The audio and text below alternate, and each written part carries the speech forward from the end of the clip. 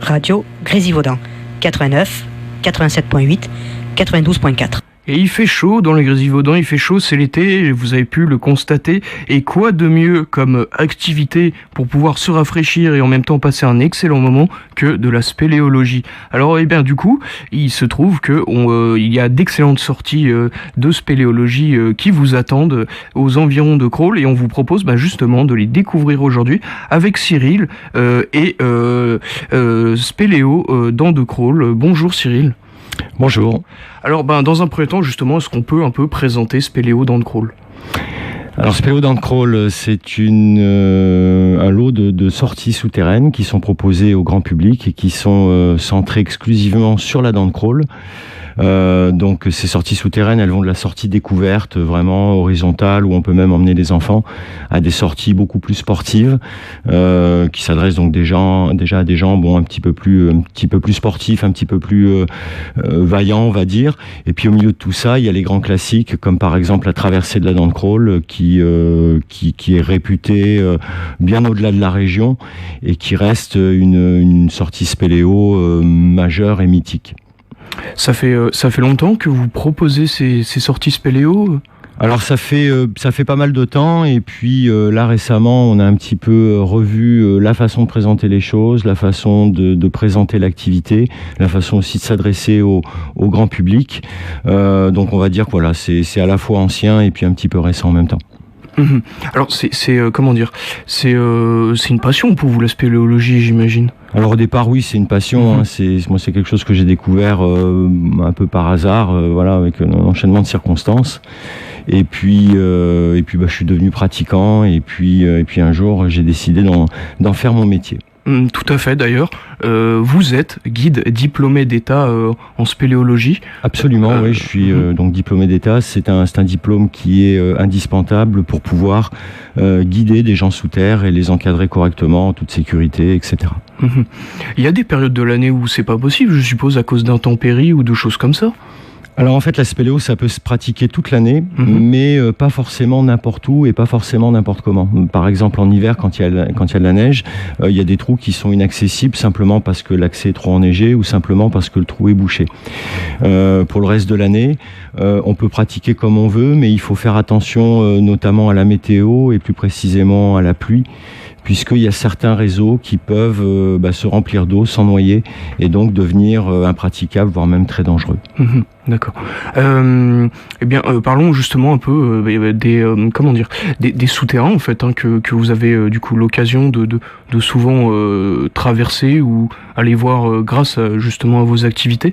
Ce sont de très beaux souterrains, j'imagine. Alors oui, l'univers souterrain, c'est déjà un univers très atypique.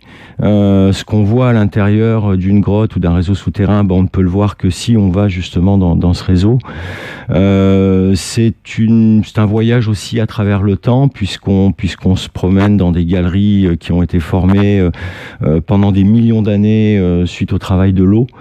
Donc il y a toute une échelle de temps qui est pas habituel en fait pour l'être humain. On raisonne plus à l'échelle de la vie humaine, mais on raisonne à l'échelle de la Terre. Et puis ce travail de l'eau, il donne aussi l'accès à des choses très spectaculaires, comme des concrétions, des formations de calcaire ou des formations de galeries qui sont vraiment très, très particulières. Donc c'est à la fois un voyage dans le temps, et puis c'est aussi un voyage très esthétique, très contemplatif, en plus d'être une discipline sportive. Vous êtes plusieurs comme guide sur Spéléo dans de Crolles ? Alors sur Spéléo dans de Crolles, on est deux, avec mon collègue et ami Philippe Charton. On a aussi plein d'autres collègues guides comme nous, et si l'occasion devait se présenter, on a aussi derrière tout un matelas d'encadrants qui peuvent tout à fait guider les gens sous terre. D'accord. Oui. Alors, est-ce qu'on peut un peu détailler les parcours que vous proposez ? Ouais, tout à fait. On peut commencer déjà par le parcours découverte. C'est un parcours qui est horizontal, où on est toujours debout. Donc ça, c'est important de le dire parce que les gens ont souvent l'appréhension d'être dans des passages étroits, de rester coincés, etc. Donc là, le parcours découverte, on est toujours debout. On est dans des très grands volumes, qui sont parfois même beaucoup plus grands que certains espaces qu'on peut retrouver en surface. C'est aussi un parcours où on n'a pas de progression sur corde, donc on marche toujours sur le sol, on n'est jamais en confrontation avec le vide.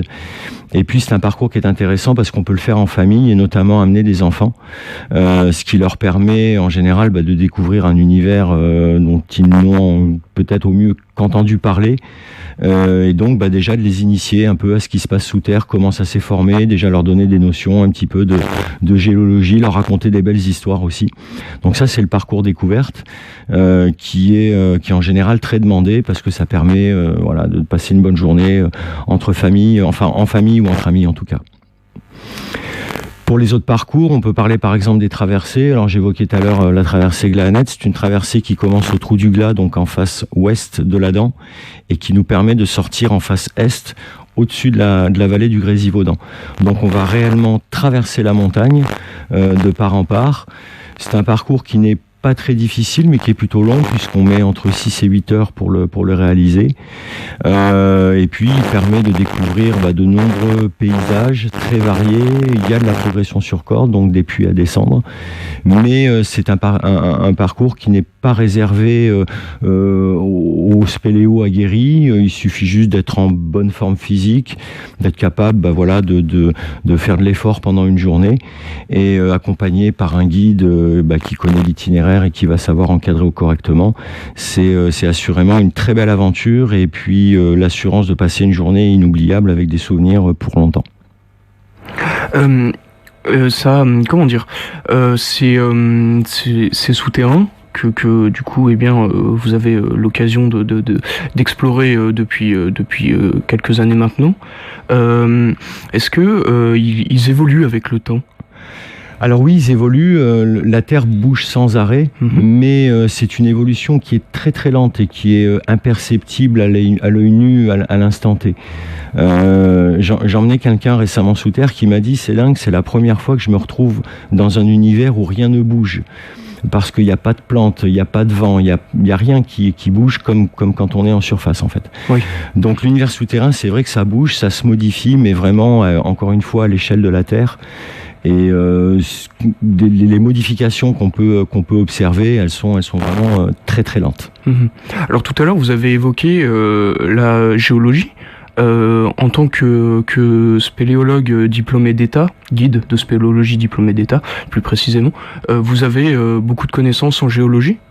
Alors beaucoup, c'est dur à dire parce que c'est une science qui est extrêmement vaste, extrêmement large, mais disons que j'en sais suffisamment sans aucune prétention, pouvoir expliquer comment une caverne s'est formée, comment déjà la montagne est apparue parce qu'elle n'a pas toujours été là, et comment au fil des milliers, des millions d'années, les galeries se sont creusées pour pouvoir souvent communiquer entre elles et permettre à l'être humain de s'y engager et puis de parcourir et puis voire même de traverser le massif. Oui, tout à fait. Question intéressante un peu sur votre expérience. Vous vous souvenez de la première fois justement que vous avez fait de la spéléologie? Ah oui, je m'en souviens, oui, c'était un cadeau d'anniversaire en fait. J'avais rencontré quelqu'un qui faisait de la spéléo. Moi, c'était quelque chose qui m'attirait, mais simplement parce que je suis plutôt curieux de nature. Et donc cette personne m'a dit, écoute, pour ton anniversaire, je t'emmène sous terre. Donc c'était une personne qui était déjà très expérimentée. Alors elle m'a emmené dans une très belle grotte qui est la grotte de Gournier, qui est située dans le Vercors, où il y a une rivière souterraine qui est probablement une des plus belles rivières souterraines d'Europe. Et donc moi j'ai découvert l'univers souterrain ce jour-là, et il y a eu coup de foudre immédiat. Voilà, c'était la première fois. Ah oui, ça devait être quelque chose. Une rivière souterraine, ça doit être quand même quelque chose d'assez incroyable à voir. Oui, c'est assez incroyable. Alors c'est pas rare dans les cavités, puisque une grotte, ça a été creusé par l'eau. Alors il y a des grottes où il y a plus de rivière, et puis il y en a où il y en a encore, et où parfois on peut y accéder et puis même progresser à l'intérieur de la rivière. Donc c'est le cas notamment de Gournier. Mais à la dent de Crolles, on a aussi ce phénomène-là, puisque dans les étages intérieurs de la dent, coule encore une rivière qui qui s'appelle le Guémort, que voilà, beaucoup de gens connaissent. Et donc sur un parcours qui est proposé aussi par Spéléo dans le Crawl, on peut parcourir cette rivière et donc là être témoin d'un spectacle qui est tout bonnement magnifique, puisque c'est l'eau qui coule, naturelle, qui continue encore à creuser les galeries dans lesquelles elle déambule, et esthétiquement c'est vraiment un spectacle hors du commun. Oui, en effet. C'est un parcours qui est accessible, celui-ci ? Alors ça fait partie des parcours, je dirais, un petit peu plus sportifs, c'est même le plus sportif qui est proposé par Spéléo dans le Crawl. D'accord, ah oui. Mais qui reste accessible néanmoins à des non-spéléos. La condition, encore une fois, c'est d'être en forme physiquement pour être capable de tenir l'effort pendant une journée. Et par contre, il a la particularité d'être assez long. Il faut compter entre 10-12 heures de progression sous terre pour pouvoir réaliser l'intégralité du parcours. Mais c'est quelque chose de tout à fait envisageable à condition d'être en forme. Oui, d'accord. Alors, petite question sur l'aspect technique quand même. En termes on va dire, de matériel et de technique particulière, ça implique quoi ? Alors ça implique la spéléo beaucoup de matériel, il faut déjà des combinaisons adaptées, il faut des casques, il faut des éclairages très puissants, il faut des sacs aussi particuliers pour trimballer ce qu'on a à trimballer. Ça nécessite des cordes, ça nécessite des mousquetons, et puis bien sûr ça nécessite tout un attirail personnel, baudrier, descendeurs, etc., qui permettent, lorsqu'il y a des passages sur corde, de progresser dessus et de pouvoir utiliser les cordes. Et puis au-delà de tout ça, bien sûr il y a le savoir-faire. Donc les pratiquants qui en tout cas viennent voir Spéléo dans le Crawl n'ont pas toujours ce savoir-faire-là, sinon ils iraient tout seuls. Donc c'est aussi mon rôle, moi en tant que guide, que justement d'apprendre aux gens à se servir du matériel, leur donner confiance, et puis de les encadrer correctement pour qu'ils puissent progresser sur corde, descendre des puits en toute sécurité et sans qu'il se passe de problème. Ah oui, en effet, d'accord. Alors, une petite chose quand même que je pense c'est important d'en parler, c'est par rapport aux tarifs de vos sorties. Alors la première, la sortie découverte, elle est à 55 € par personne, à partir de 55 €. Et puis on va passer à la dernière, donc c'était le parcours dans la rivière, dans le collecteur. Il est à 199 € par personne, parce que c'est une très grosse journée avec pas mal de préparation aussi, donc c'est ce qui justifie l'écart de prix. Au milieu de ça, les traversées sont aux alentours de 100-120 € par personne. Alors je précise pour nos auditeurs que s'ils veulent faire appel à vous pour pouvoir découvrir ou même redécouvrir, s'ils ont déjà fait un peu de spéléologie par le passé, ils peuvent se renseigner et vous contacter en allant sur le site Spéléo dans le Crawl, donc tout attaché et tout en minuscule.fr. Il y a toutes les informations dont vous avez besoin, et également le contact, pour pouvoir vous contacter et réserver, faire une belle sortie. Donc j'encourage tous nos auditeurs qui sont curieux de se rendre sur le site internet. Je vous remercie Cyril d'être venu pour nous présenter ces très belles sorties très sympas que vous nous proposez. C'est moi qui vous remercie de m'avoir accueilli, et à très bientôt peut-être. Oui, à bientôt. Au revoir. Au revoir.